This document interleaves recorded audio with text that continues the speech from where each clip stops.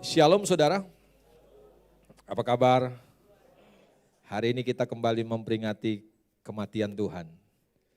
Saudara ingat sebuah istilah yang mengatakan begini, bahwa bangsa yang besar adalah bangsa yang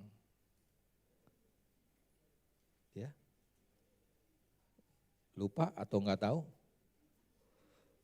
berkenan dengan pahlawan, bangsa yang besar adalah bangsa yang menghargai jasa para pahlawannya. Makanya sebagai bangsa kita punya beberapa hari nasional tuh saudara ya. 17 Agustus, kemudian ada Hari Pahlawan, ada Hari Sumpah Pemuda, ada beberapa hari libur nasional Tuhan, saudara, yang diberikan oleh pemerintah supaya kita bisa kembali mengenang jasa para pahlawan kita. Nah, tahukah saudara bahwa apa yang Yesus lakukan buat kita 2000 tahun yang lalu lebih dari apa yang dilakukan oleh para pahlawan yang kita kenang hari ini. Amin. Karena yang dia lakukan itu mengubah kehidupan manusia. Jadi saya mau katakan bahwa kematian Yesus bukan kematian biasa. Walaupun di luar sana orang mengatakan begini, yang disalib itu bukan Yesus. Cuma orang seperti Yesus. Saudara percaya? Karena kematian Yesus, tidak ada kematian yang lain yang lebih hebat daripada kematian Yesus. Kenapa? Karena kematian Yesus itu sudah dinubuatkan. Ratusan ribuan tahun sebelum Yesus mati sudah dinubuatkan. Saudara bisa baca Mazmur pasal yang ke-22, saudara bisa baca Yesaya pasal yang ke-53. Saudara akan melihat di sana, membaca di sana begini, bahwa kematian Yesus sudah dinubuatkan. Dan apa yang dinubuatkan oleh firman Tuhan itu terjadi pada saat kematian Yesus. Jadi saya mau katakan bahwa kematian Yesus hebat, luar biasa. Jadi percayalah bahwa yang disalibkan, tergantung di atas kayu salib itu adalah Yesus. Amin. Walaupun berita di luar sana mengatakan bukan Yesus, tapi kita percaya Yesus sudah mati buat kita. Amin. Kalau orang yang lain tidak punya alasan untuk mati di atas kayu salib, karena mereka tidak dinubuatkan kematian mereka. Cuma kematian Yesus yang sudah dinubuatkan jauh sebelum. Untuk apa dia mati? Juga sudah dinubuatkan. Dia mati untuk menyelamatkan kita. Amin. Karena firman Tuhan katakan bukan kesalahannya yang dia tanggung di atas kayu salib, tetapi kesalahan kita, dosa kita yang dia tanggung di atas kayu salib. Amin. Dan hari ini saya mau ajak kita untuk merenungkan firman Tuhan, bahwa salib yang kita bicarakan, yang kita peringati hari ini adalah sebuah kebodohan buat dunia. Buat orang di luar sana, mereka menganggap begini, bahwa salib itu sesuatu yang bodoh. Coba kita lihat 1 Korintus pasal yang pertama ayat yang ke-18. Apa yang dikatakan oleh firman Tuhan? Saya mau beri tema firman Tuhan pagi hari ini, salib mengalahkan dosa. 1 Korintus pasal yang pertama ayat yang ke-18, kita baca sama-sama. Belum ada? Oke, kita baca sama-sama. 2, 3. Sebab pemberitaan tentang salib memang adalah kebodohan bagi mereka yang akan binasa. Tetapi bagi kita yang diselamatkan, pemberitaan itu adalah kekuatan Allah. Amin. Salib buat dunia adalah kebodohan. Salib adalah sebuah penghinaan. Orang mengatakan bahwa salib itu adalah budayanya orang Romawi. Orang Yahudi tidak punya tradisi salib.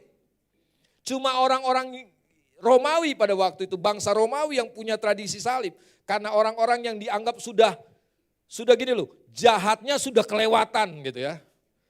Udah gak ada hukuman yang bisa diberikan kepada seorang penjahat. Puncaknya adalah salib, dia harus disalib.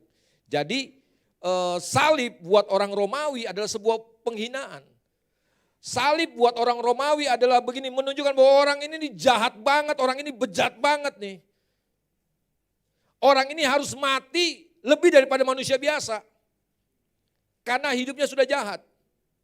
Makanya waktu Yesus mati di atas kayu salib, buat orang-orang yang gak percaya, buat orang-orang di luar sana, mereka menganggap, kenapa Tuhan kamu kok hina benar matinya?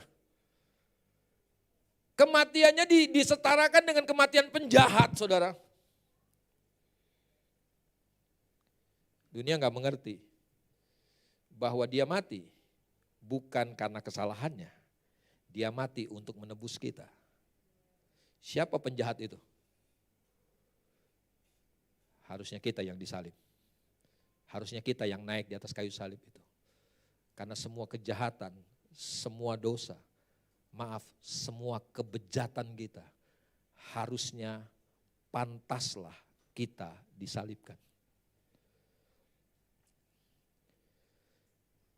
Yesaya pasal 53 katakan, sesungguhnya penyakit kita yang ditanggungnya, kesalahan kita yang ditanggung. Orang mengira bahwa dia kena kutuk, bukan saudara. Harusnya kita yang tergantung. Dunia nggak bisa mengerti ini. Dia naik di atas kayu salib mengalami kematian yang paling hina, kematian yang paling tragis. Itu buat orang-orang dunia. Orang-orang yang kata firman Tuhan akan binasa. Mereka menganggap salib adalah sebuah kebodohan. Tetapi buat kita orang-orang yang akan diselamatkan, salib adalah kekuatan kata firman Tuhan. Amin. Salib mendatangkan kekuatan buat kita. Karena kita yakin, kita percaya begini, cuma salib yang bisa selamatkan kita. Cuma kematian Yesus di atas kayu saliblah yang menyelamatkan kita. Bahwa orang menganggap begini, ada satu orang tanya begini, kenapa Yesus harus mati di atas kayu salib? Dan kenapa kamu tuh terlalu mengidolakan salib gitu kan? Kenapa orang Kristen tuh di rumahnya ada salib, di gereja ada salib, semuanya salib saudara. Kenapa salib tuh dapat tempat istimewa dalam kehidupan kekristenan kita? Tuh Agung aja salibnya gede banget tuh. Mantap Agung. Salib gitu kan, waduh apalagi American kulit hitam tuh, waduh salibnya gede banget. Dia mengumpamakan begini, kalau seandainya kita punya anak kita satu saat dibunuh oleh seorang perampok. Perampok itu membunuh anak kita dengan sebuah pisau.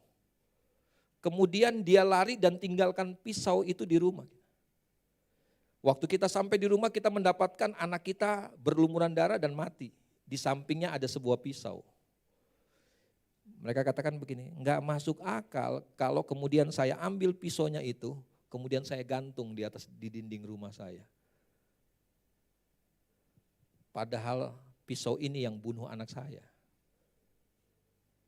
Yang terjadi harusnya begini, setiap kali saya lihat pisau saya trauma gitu kan. Agak aneh orang Kristen. Yesusnya mati di salib, tapi salibnya di mana-mana ada. Enggak takut kamu sama salib? Enggak trauma dengan salib? Salib bukan sesuatu yang menakutkan buat kita. Salib justru kekuatan buat kita, kata firman Tuhan. Amin. Karena kita percaya dengan saliblah kita diselamatkan. Amin. Bapak Ibu Saudara dikasih Tuhan, kematian Yesus bukan kematian biasa, bahkan alam semesta aja mengakui kematian Yesus, bahwa dia bukan manusia biasa. Semua kita pasti akan mati, tetapi saya mau katakan begini, kematian manusia beda dengan kematian Yesus. Bahkan alam semesta ini mengakui kematian Yesus. Apa yang terjadi waktu dia mati? Gelap gulita. Betul? Apalagi yang saudara tahu? Waktu peristiwa kematian dia? Ada apa? Gempa bumi saudara. Apalagi? Bait Allah tirai, bait Allah terbelah dua saudara. Itu bukan tangan manusia yang belah. Apalagi yang saudara tahu dari kematian Yesus? Peristiwa spektakulernya. Kebangkitan orang-orang kudus. Belum pernah terjadi pada waktu itu. Orang-orang dibangkitkan dari kubur. Cuma pada saat Yesus mati di atas kayu salib. Kematiannya bukan kematian biasa. Makanya saya bingung kalau kita memperingati hari kematian Tuhan kok biasa-biasa aja. Padahal ini kematian yang luar biasa saudara. Harusnya kita memberi penghormatan, kita menaruh respek kepada peristiwa kematian Tuhan. Sebab kalau dia tidak mati di atas kayu salib, saya mau katakan begini, semua binasa, semua kita pasti binasa. tidak ada seorang pun yang bisa berkenan kepada Tuhan. Tidak ada seorang pun yang akan lolos dari hukuman. Syukur kepada Tuhan, Tuhan mati buat setiap kita. Nah, Bapak Ibu Saudara dikasih Tuhan, kita tahu bahwa ketika Tuhan menjadikan manusia itu diciptakan serupa dan segambar dengan Tuhan. Tapi kita tahu juga manusia yang pertama itu sudah jatuh ke dalam dosa. Saudara tahu betapa hebatnya dosa? Ya. Dosa itu sesuatu yang mengikat kita. Dosa itu sesuatu yang memperbudak kita. Dan saya mau katakan bahwa sepanjang sejarah manusia, tidak ada satupun manusia yang bebas, yang bisa bebas dari dosa. Enggak ada. Enggak ada. Manusia coba berbuat baik untuk bebas, enggak bisa saudara. Karena saya mau katakan begini, bahwa dosa itu bukan cuma sekedar perbuatan jahat. Sekali lagi, dosa itu bukan cuma sekedar kita melakukan sesuatu yang jahat, bukan. Yang bahayanya dari dosa itu adalah dosa itu mengikat kita, dosa itu memperbudak kita. Kita mau melakukan yang baik kata firman Tuhan, tapi yang kita lakukan yang... Jadi saya mau katakan begini, urusan dosa nggak bisa diselesaikan dengan cuma berbuat baik. Kalau saudara anak-anak yang jahat, anak-anak yang nakal di rumah, saudara diharapkan oleh orang tua saudara berubah. Dulu melakukan kejahatan, sekarang melakukan kebaikan. Semua dosa saudara akan diampuni sama orang tua. Tapi saya mau katakan begini, dosa manusia enggak bisa selesai cuma dengan perbuatan baik. Dosa manusia cuma bisa selesai dengan penebusan. Harus ada yang menggantikan. Karena upah dosa adalah maut. Sekali lagi, upah dosa adalah maut. Dosa besar, dosa kecil, upahnya semua orang yang berdosa harus mati. Tapi karena begitu besar kasih Allah kepada kita, Dia enggak mengharapkan kita mati. Apa yang Dia lakukan? Dia berdiri menggantikan kita. Sehingga Dialah yang akhirnya mati, menanggung dosa dan kesalahan kita. Amin. Ini bahayanya dosa, saudara. Ada 3. Apa artinya manusia jatuh ke dalam dosa? Coba tunjukkan Rio. 3 hal yang kita bisa pelajari dari apa artinya manusia jatuh ke dalam dosa. Yang pertama, bahwa manusia yang jatuh dalam dosa itu berarti begini, manusia itu memberontak kepada Tuhan. Jadi dosa itu bukan cuma sekedar berbuat jahat, tetapi dosa itu adalah sebuah pemberontakan. Tuhan katakan sama manusia bahwa semua pohon, semua buah dalam pohon di taman ini boleh kamu makan. Cuma satu aja nggak boleh. Tapi waktu iblis datang dan goda manusia, iblis bilang begini, kalau kamu makan buah ini, kamu akan jadi seperti Tuhan. Padahal pesan Tuhan kepada manusia, pohon yang itu tuh jangan tapi manusia dosa itu adalah pemberontakan kepada Tuhan. Hari Minggu kemarin Pak Taufik ingatkan buat kita. Kita pakai GPS saudara ya, kalau kemana-mana sekarang dipermudah dengan GPS. Ya. Tapi kadang-kadang juga nyasar juga ya Pak Taufik ya. GPS juga dengan bikin kita kesasar juga. Tapi kadang-kadang gini, GPS sudah jelas arahkan kita 100 meter belok kanan. Enggak, Pak Taufik bilang enggak, saya mau lurus aja. Saya tahu kok jalannya. Kita merasa kita tahu. GPS kemudian bilang 200 meter lagi lurus, enggak mau, saya mau belok kanan. Apa yang terjadi saudara? GPS itu enggak pernah marah loh saudara. Walaupun kita melanggar, kita berontak sama dia enggak pernah marah saudara. Saya coba beberapa kali saudara, dia bilang belok kanan, saya lurus.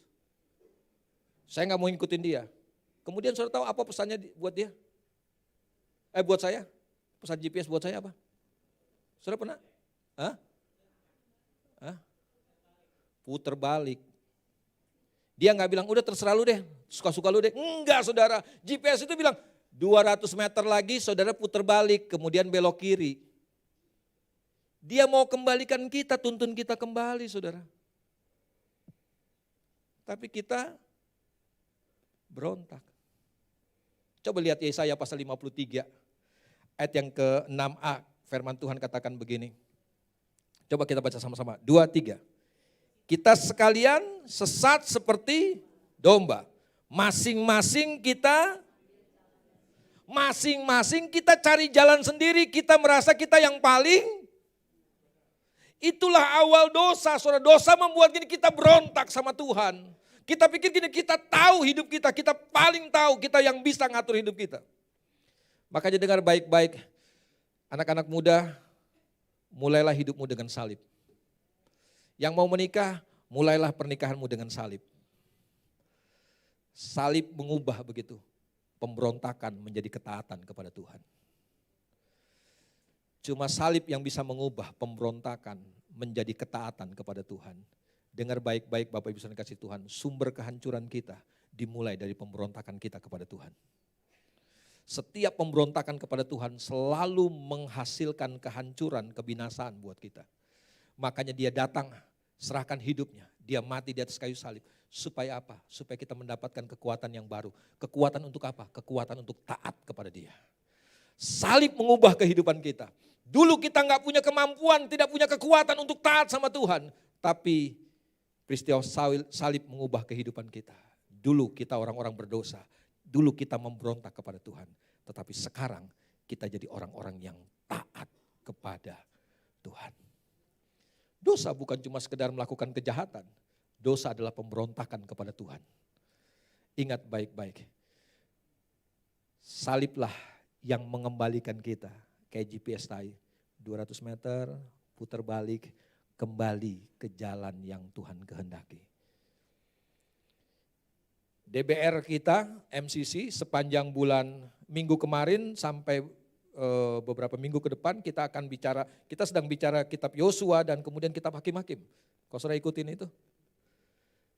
Sebelumnya DBR kita beberapa bulan yang lalu dari kitab Bilangan itu gini loh, Tuhan sebelum bangsa Israel masuk ke tanah perjanjian, Tuhan udah kasih tahu, ada banyak perintah, ada banyak aturan yang Tuhan berikan. Supaya begini, supaya kalau mereka tiba dan masuk ke tanah perjanjian itu, mereka tidak mengalami kebinasaan. Tuhan udah atur semuanya.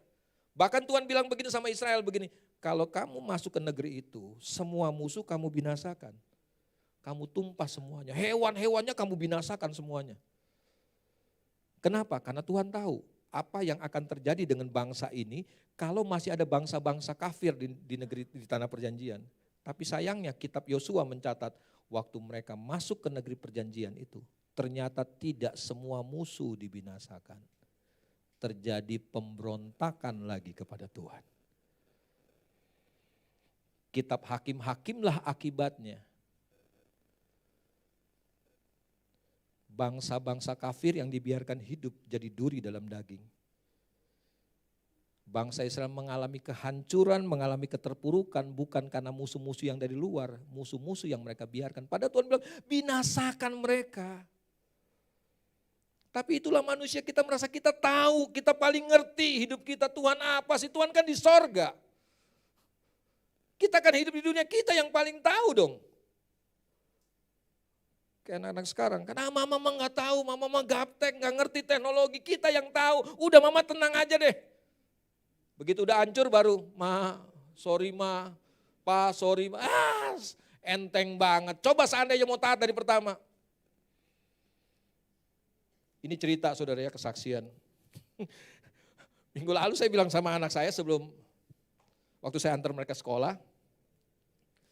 Saya tanya, semua bawa HP? Bawa papi. Kenapa bawa HP? Kan ke sekolah gak boleh bawa HP. Mesti presentasi papi. Jadi mesti bawa HP, mesti presentasi di kelas. Bagaimana presentasinya? Ya nanti kita kirimkan, kita udah bikin PowerPoint tuh, Canva tuh, pakai Canva, kita kirim ke gurunya. Nanti gurunya yang tayangin pakai laptop di sekolah. Saya bilang, kenapa gak dari tadi malam aja dikirim sama gurunya, di WA ke gurunya. Kan bisa, jadi hari ini gak usah bawa HP. Gak bisa jawab tuh mereka. Saya tungguin di mobil, sampai mereka turun, gak ada satupun yang tergerak untuk serahkan HP-nya ke saya. Oh ya udah nggak apa-apa. Saya udah ingatin di mobil, hati-hati kamu bisa kena sweeping. Kalau guru kamu iseng adakan sweeping, HP kamu bisa disita. Dan benar saudara, pulang-pulang sekolah, dari 3 anak ini 1 kena sweeping saudara. HP-nya ditahan sama kepala sekolah. Saya bilang, papi tidak akan ambil sampai nanti penamatan kamu. Kan papi udah ngomong di mobil. Tapi kan kamu memberontak. Itulah kecenderungan manusia saudara. Manusia itu susah mau taat.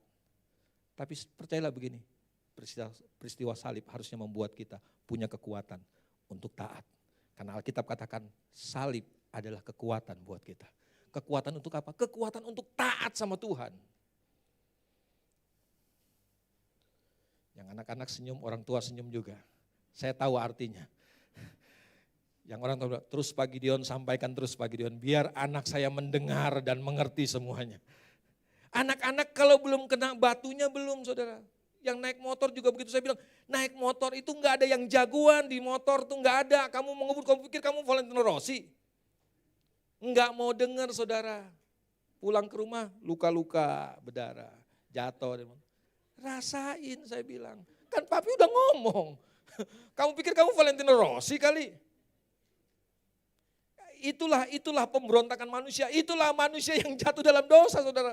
Mesti selesai dengan salib. Amin. Salib itu mendatangkan ketaatan. Dengar baik-baik. Ketaatan itu mendatangkan kebaikan buat kita, bukan buat Tuhan. Sekali lagi, ketaatan itu bukan untuk kebaikan Tuhan, tetapi untuk kebaikan kita.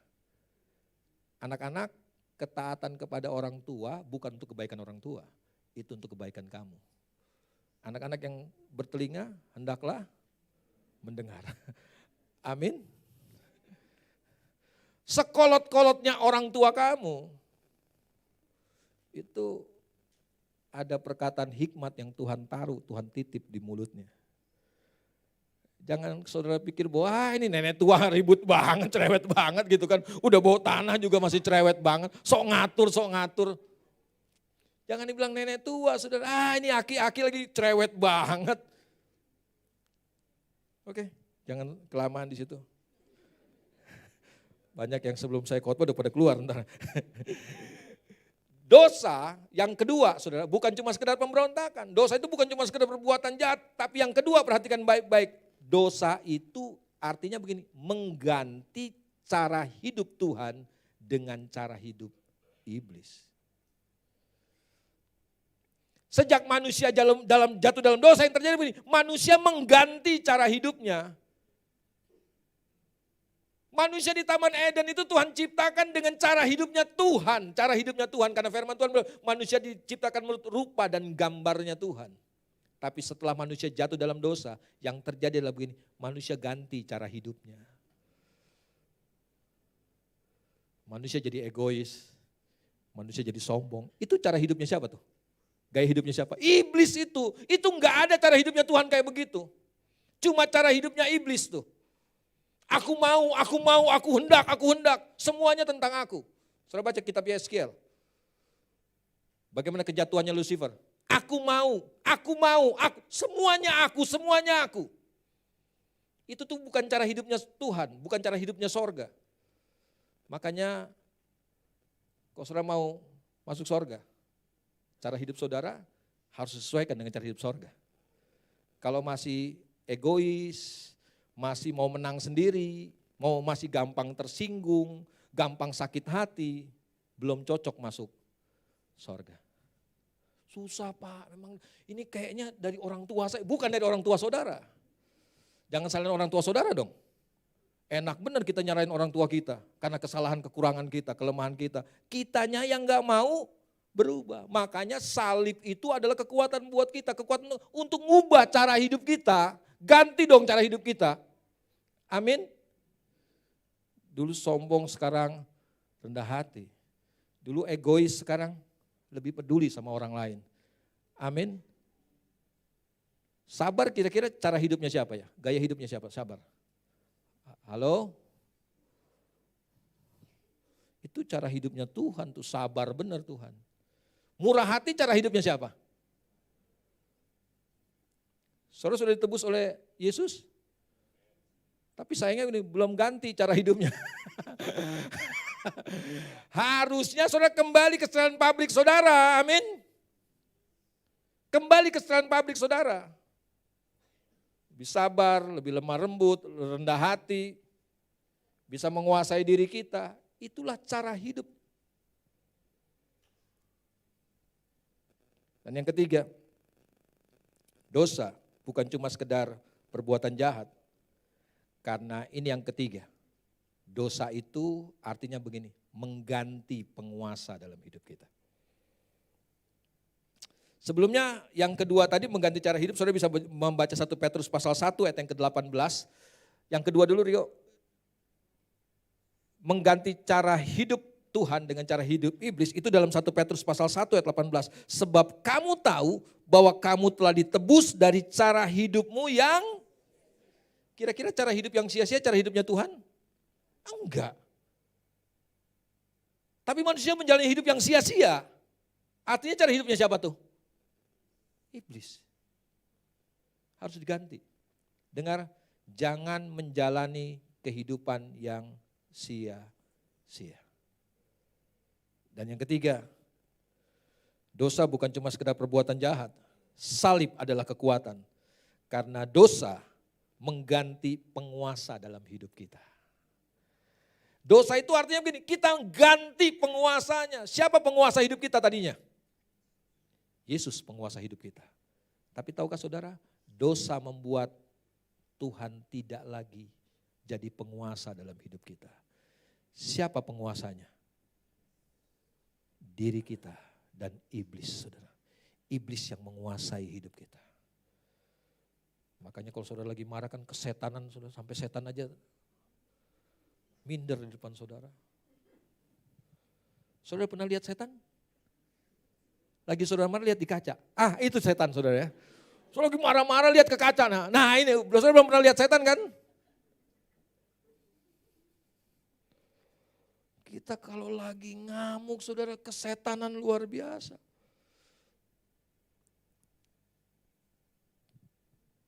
Siapa penguasa dalam hidup saudara? Siapa yang punya kekuasaan dalam hidup saudara? Dosa membuat kita kehilangan pimpinan Tuhan, tuntunan Tuhan. Itu berbahaya buat kita. Makanya gak heran firman Tuhan katakan dalam Matius pasal 12 ayat 28 dan 29. Itu saudara bisa perhatikan baik-baik di sana. Coba saya lupa kasih ayatnya sama Rio ya. Matius pasal yang ke-12 ayat 28 dan 29. Firman Tuhan katakan begini, tetapi jika aku mengusir setan dengan kuasa roh Allah, maka sesungguhnya kerajaan Allah sudah datang kepadamu. Atau bagaimanakah orang dapat memasuki rumah seseorang yang kuat dan merampas harta bendanya apabila tidak diikatnya dahulu orang kuat itu, sesudah diikatnya barulah dapat ia merampok rumah itu. Jadi kalau Tuhan tidak jadi penguasa dalam hidup kita, berarti ada penguasa yang lain. Siapa penguasa yang lain? Dosa membuat posisi Tuhan dalam hidup kita berganti.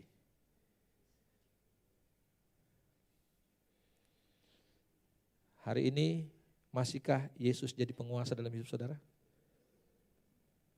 Masih? Saudara sudah datang ke gereja, saya mau katakan begini, tapi kalau penguasa dalam hidup saudara belumlah Tuhan, saudara harus bertobat. Karena pertobatan berarti mengganti penguasa dalam hidup kita. Ketika kita bertobat, kita menyerahkan hidup kita dan menyerahkan Dia yang berdaulat atas hidup kita. Amin. Siapa yang berdaulat atas hidup saudara? Siapa penguasa dalam hidup saudara? Saya kayaknya pernah cerita kepada anak-anak muda tentang seorang kaya yang punya mobil di kampung, satu kampung, dia orang kaya saudara. Paling kaya di kampung itu. Dia satu saat beli mobil yang paling bagus. Mobil yang paling bagus, paling mahal, dan dia kendarai di kampung itu dengan kecepatan tinggi. Wuss, untuk pamer sama orang kampung bahwa dia punya mobil yang paling bagus.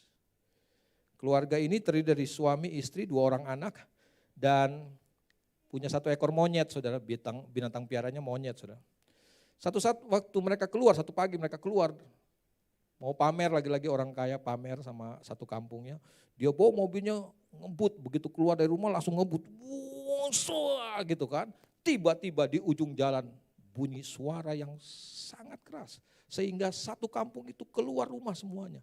Waktu mereka keluar rumah, mereka kaget ternyata mobil orang kaya itu ringsek hantem pohon besar di ujung jalan. Isi kampung langsung datang mendekati mobil itu. Mereka coba mau memastikan apakah ada yang selamat dari penumpang yang ada di mobil. Dan saudara tahu waktu mereka sampai di sana, mereka mendapati semuanya mati.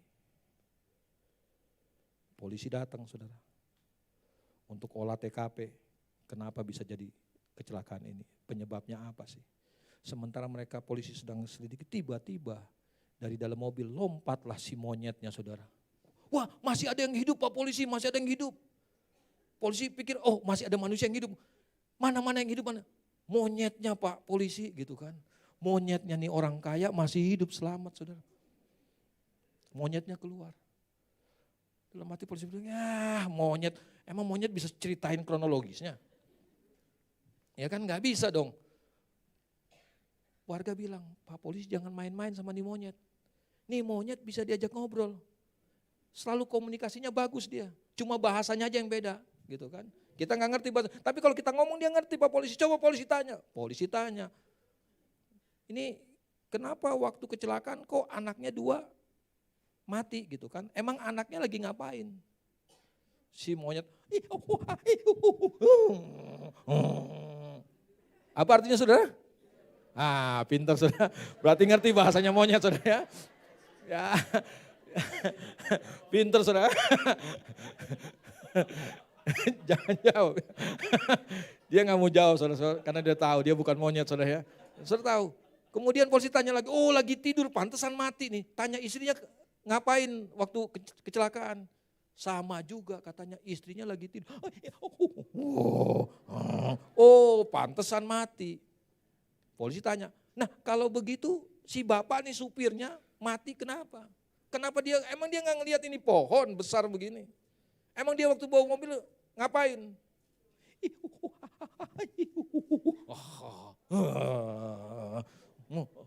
Oh lagi mabuk ternyata. Dengar, mobil semewah apapun, kalau pengemudinya mabuk, pasti akan hancur. Begitu juga dengan hidup kita. Sehebat apapun kita, setinggi apapun pendidikan kita, sekaya apapun kita, kalau bukan Tuhan yang mengendalikan hidup kita, satu saat pasti akan hancur. Salib memberikan kekuatan buat kita untuk tempatkan Yesus jadi penguasa dalam hidup kita. Tuhan memberkati, mari kita bangkit berdiri, kita siapkan hati kita.